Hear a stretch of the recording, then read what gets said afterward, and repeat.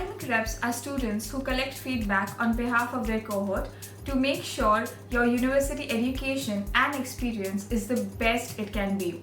We want to make sure that your voice is heard.